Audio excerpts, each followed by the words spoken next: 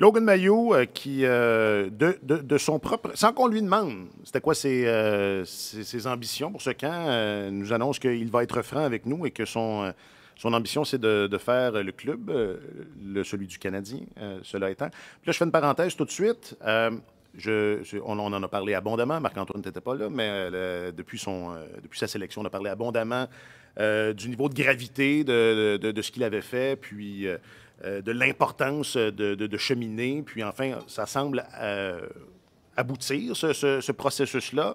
Mais je fais cette parenthèse-là, j'insiste là-dessus. Je diminue en rien ce qu'il a fait. Mais reste que c'était le fun de l'entendre parler de hockey de bonne humeur. Ça faisait, c'était différent. C'était différent. Il est prêt à passer à autre chose. Ouais, tu le sens qu'il est content là, de dire « OK, là, je vais porter l'uniforme du Canadien, je vais montrer ce dont je suis capable. » Fait que, manifestement, lui, personnellement, je pense qu'il était prêt à passer à autre chose. Puis là, cet automne-là fait en sorte qu'effectivement, on peut, dans une certaine mesure, tourner la page. C'était spécial au tournoi de golf cette semaine de voir Jeff Molson expliquer à quel point tout le monde dans l'organisation qui avait été en contact avec Logan Mailloux lui rapportait qu'il s'était bien comporté, qu'il avait réussi toutes les étapes. Et M. Molson avait été obligé de publier une lettre d'excuse après le repêchage. Ça veut dire que le revirement de situation a eu lieu à tous les échelons. Il est supporté par la direction de l'équipe. Puis, il faut passer. Faut que tout le monde passe à autre chose. De toute façon, c'est ça qui arrive. Comme je disais, c'est ça la réhabilitation. Là. Voilà. À un moment donné, il faut que tout le monde passe à autre chose. Et donc, c'est comme un peu comme un nouveau joueur. C'est comme s'il venait d'être pêché un peu. Là, et la raison pour laquelle je voulais qu'on l'entende puis que j'en fais un point de conversation précis, c'en est un de ceux qui... On parlait il n'y aura pas de surprise, il n'y a pas de surprise. Moi, à mon sens, puis je l'ai laissé transparaître mardi dernier, moi, la position où est-ce qu'il y a le plus d'interrogations, c'est la position de défenseur à droite. Puis, on a entendu toutes sortes d'affaires sur Mailloux. Je parle de son hockey. Là. Apparemment qu'il est bien bon pour la mettre dedans, mais il n'est pas tant bon pour empêcher l'adversaire de faire pareil. Reste que pour lui, c'en est certainement un pour qui il y a une opportunité à saisir. Oui, puis je suis très content de voir qu'il dit « Mon objectif, c'est de jouer avec le Canadien ». Puis il le dit avec une telle assurance. Parce que c'est pas tous les joueurs. Ça paraît évident de dire c'est sûr, tous les joueurs, tous les espoirs vont vouloir jouer avec le Canadien. Mais quand tu regardes les personnalités de ces gars-là, il y en a de toutes les sortes. Il y en a qui sont là, qui sont très humbles, très canadiens dans leur façon de dire... Ils sont souvent canadiens de nationalité. Oui, effectivement. Mais ils vont... Non, mais je veux dire, c'est le côté... l'équipe avant. Puis, je veux surtout pas avoir l'air d'être un pas en avant de ce que je suis pour vrai, en termes de mon développement. Donc, je vais être très, très prudent. Il y en a qui regardent la situation de façon réaliste et font « Ouais, OK, d'accord, j'aimerais ça, mais je vois bien ce qui se passe. Alors, si c'est autre chose, ce sera autre chose. » Puis tu as un gars comme Mailloux qui arrive et dit « Non, moi, c'est ça que je vise. » Alors, et de temps en temps, avoir des gars qui ont cette candeur-là puis cette drive-là, je trouve ça intéressant. Fait en partant, il y a ce côté animé que je trouve intéressant.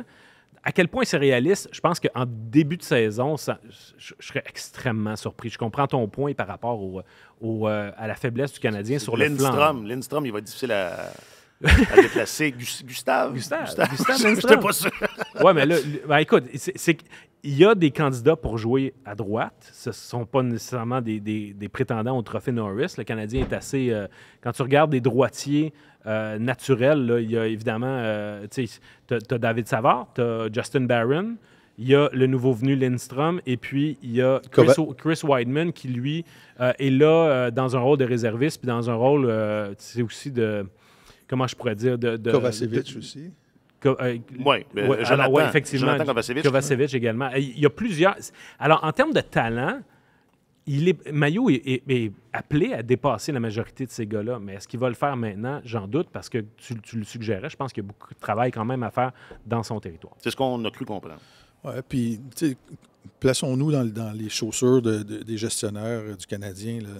Tu as un gars qui a joué 71 matchs dans les 2 dernières saisons. Là. Et Mailloux, c'est un joueur extrêmement talentueux, mais il n'a pas vécu à cause de la controverse, à cause de ses actions. Et la pandémie avant ça. C'est ça. Donc, il n'a pas vécu les expériences d'équipe Canada Junior. Il a été blessé à une épaule. Il y a une saison, l'avant-dernière saison, il a disputé 12 matchs, 59 la saison dernière. Donc, il n'y a pas beaucoup de kilométrage.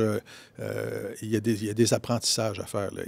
Comme gestionnaire d'équipe, tu regardes ça, tu regardes le curriculum vitae de ce gars-là, puis tu dis, il faut qu'on lui donne, qu'on l'expose à du niveau de jeu plus élevé. C'est une grande marche à franchir et tu ne veux pas placer un jeune défenseur en situation d'échec, puis arriver après ça et dire, bien là, c'est de notre faute. À un moment donné, il s'est cogné le nez sur un mur parce qu'on ne lui a pas fait faire les étapes comme il faut. Donc, on va lui donner des étapes, je pense. Je serais très, très surpris qu'il se taille une place avec l'équipe, étant donné qu'il y a beaucoup de défenseurs sous contrat aussi, là, mais... La façon responsable de faire, c'est de ne pas placer un joueur en situation d'échec, de lui permettre d'accumuler des petits succès. Et il faut qu'il dispute un grand nombre de matchs. Là. Puis faire le saut chez les professionnels. Il y a beaucoup de matchs dans la Ligue nationale. C'est un calendrier costaud. Puis le niveau de jeu est élevé. Oui, mais 7 minutes par match, mettons, ou 10 minutes par match, c'est pas assez.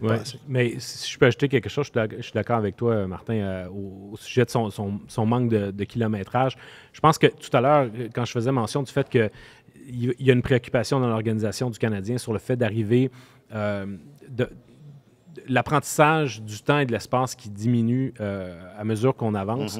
Dans le cas de Mailloux, je pense que c'est une des lacunes dans son jeu. J'ai regardé environ une douzaine de ses matchs la saison dernière, puis autant il est à l'aise, fluide, quand il a possession de la rondelle puis qu'il est en position d'attaquer, il peut traverser 2 défenseurs, avoir l'air d'un joueur de centre, pratiquement, quand il attaque davantage qu'un défenseur.